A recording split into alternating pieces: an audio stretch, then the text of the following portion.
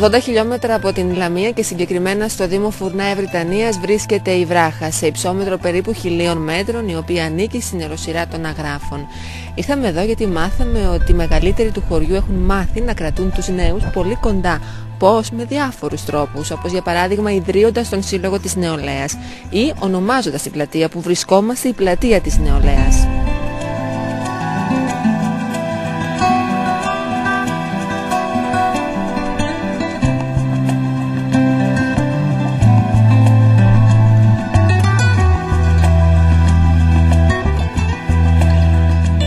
Περισσότερα στοιχεία για το χωριό θα μας πει τόσο ο κύριος Ηλίας Ράμος, αλλά και για τη δράση των νέων, τα ίδια τα παιδιά.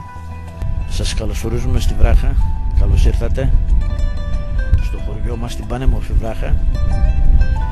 Η Βράχα βρίσκεται στο βορειοδυτικό μέρος της οροσειράς των Αγράφων. Είμαστε κι εμείς τμήμα της οροσειράς των Αγράφων, που καταλήγει μέχρι τη Ρετίνα στην περιοχή. Η Βράχα παριθμεί σε κτίσματα γύρω στα 300 περίπου, άλλα παλιά, άλλα νεοκατασκευασμένα, και έχει κάποια κίνηση το καλοκαίρι πάρα πολύ μεγάλη, περίπου τους 1000 κατοίκους και περισσότερο. Το καλοκαίρι, οι μόνιμοι εδώ είναι? Οι μόνιμοι περίπου είναι γύρω στους 30 ανθρώπους. Με τι ασχολούνται εδώ οι άνθρωποι? Κυρίως με την κτηνοτροφία. Το έργο είναι ένα πάρα πολύ καλό έργο, είναι στο λίδι της Βράχας και αν δεν το γνωρίζετε έχει κατασκευαστεί από δύο οικογένειες, τον κύριο Χαλιάσο Γιώργο και τον κύριο Νάσιο Ιωάννη, εξ ολοκλήρου εις μνήμη των παιδιών τους, και δώσανε την ονομασία, πάντοτε με τη συνεννόηση των χωριανών μας και των φορέων, Πλατεία Νεολαίας. Τα παιδιά πώς ενισχύουν τις προσπάθειες αυτές εδώ, η νεολαία του χωριού? Η νεολαία είναι πάρα πολύ τακτικά εδώ στη Βράχα, ειδικά τους θερινούς μήνες, και μάλιστα αναπτύσσει και δραστηριότητα. Κάτι τέτοιο μάθαμε και γι' αυτό ήρθαμε. Σε πολλά θέματα. Και εμείς προσπαθούμε να τους βοηθήσουμε. Λοιπόν, Δημήτρη, μάθαμε ότι εδώ στη Βράχα η νεολαία έχει ιδιαίτερο ρόλο. Είναι αυτή που κρατά ζωντανό το χωριό, κάτι που πλέον δεν το συναντάμε στα ελληνικά χωριά. Με ποιους τρόπους το πετυχαίνετε αυτό? Πρώτα απ' όλα να σας καλωσορίσουμε στο χωριό μας. Σίγουρα είναι η αγάπη που λάβαμε από τους δικούς μας για αυτόν τον τόπο, τον οποίον αγάπησαν και μας έδωσαν και εμάς να αγαπάμε. Και σίγουρα είναι και η αγάπη μεταξύ μας που μας κρατάει εδώ πέρα σε αυτόν τον τόπο. Είστε αρκετά παιδιά, έτσι? Πόσα είστε περίπου? Είμαστε πάνω από 150 με 200 παιδιά. Και ποιος είναι η παρέα? Οι παρέες εδώ πέρα απαρτίζονται κοντά στα 20 με 30 άτομα, όσο απίστευτο και αν ακούγεται. Οπότε το καλοκαίρι θα πλημμυρίζει το χωριό, φαντάζομαι. Ναι, το καλοκαίρι αυτή η πλατεία, όπως βλέπετε, είναι γεμάτη από κόσμο, από παιδιά. Εδώ πέρα ερχόμαστε ανατακτά χρονικά διαστήματα.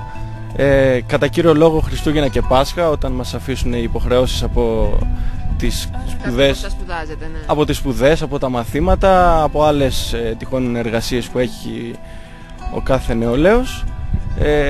Κάποια Σαββατοκύριακα ίσως που θα μπορέσουμε, γιατί είναι και κοντά στην πόλη την οποία μένουμε, στη Λαμία, και έτσι η επαφή μας με το χωριό είναι συχνή.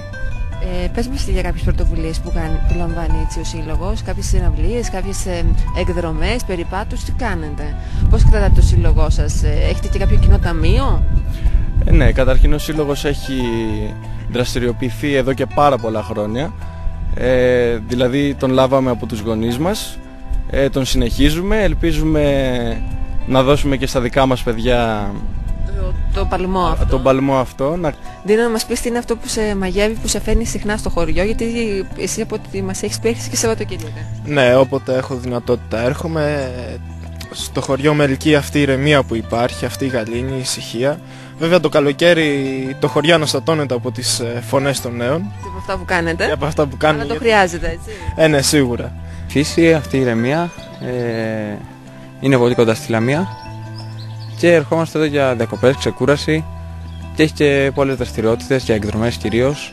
Η καλή παρέα και το όμορφο φυσικό περιβάλλον αποτελούν πολύ ωραία κίνητρα για να ερχόμαστε συχνά στο χωριό μας. Μένω στην Αθηνά και γι' αυτό το λόγο έρχομαι όσο πιο συχνά μπορώ, γιατί το περιβάλλον από εκεί λείπει και η φύση. Το εκτιμάς περισσότερο από τους υπόλοιπους, νομίζω, το χωριό? Ναι, το εκτιμώ περισσότερο από τους υπόλοιπους, γιατί όσο να είναι και στο Σταυρό τα παιδιά έχουν περιβάλλον εκεί και είναι πιο κοντά στη φύση. Είναι πολύ ήσυχα, ηρεμία, αγαπάμε το χωριό μας. Βασικά την αγάπη μας την έχουν δώσει οι δικοί μας.